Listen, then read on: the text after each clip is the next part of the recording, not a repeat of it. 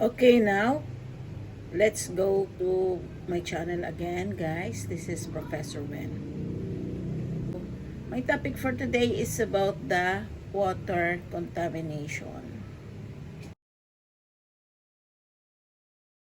The leading causes of the waterborne disease outbreaks are, so first is Giardia. So what is really meant by Giardia? So this Giardia actually, this is a tiny parasite, or that is germs that causes the diarrheal disease, Giardiasis, and this is actually found on surface or in soil. It can be in food or water that has been contaminated with the feces from infected people or animals. The second is Legionella.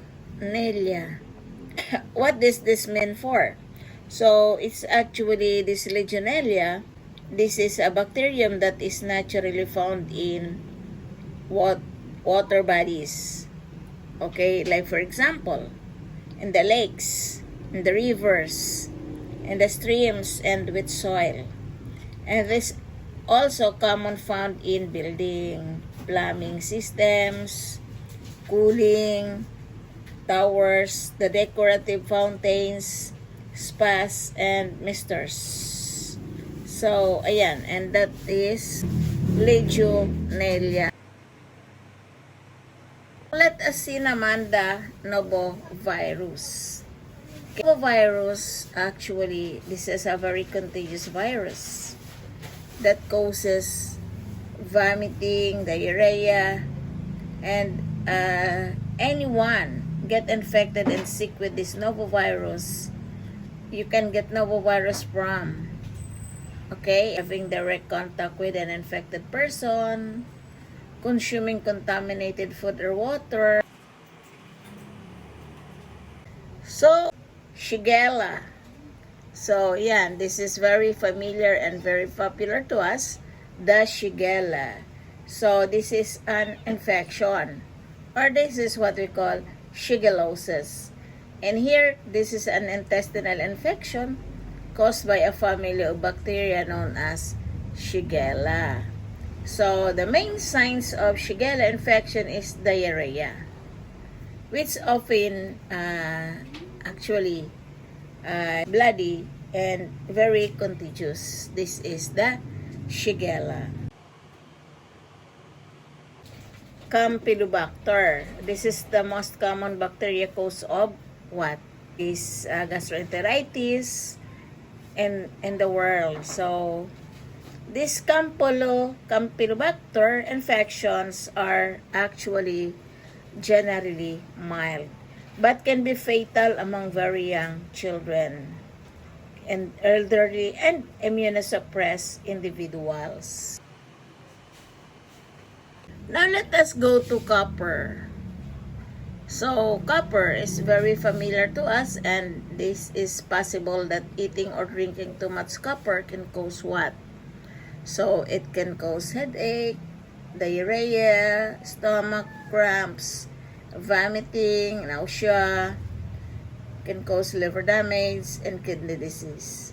So, when there is high level of copper, may damage red blood cells and may also reduce the what? Ability of red blood cells to carry oxygen. So, yan.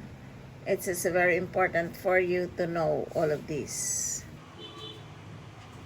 Next is the salmonellosis. Salmonella infection or salmonellosis. This is a common bacterial disease actually that affects the intestinal tract.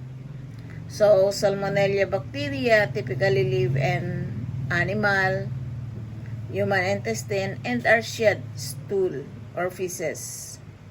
So, human become infected most frequently through the contaminated water or food.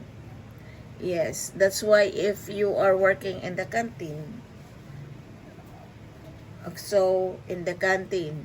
and it so happened that one of your staff in food service have salmonella, so they are the health doctor, so they will oblige to check all of the personnel there.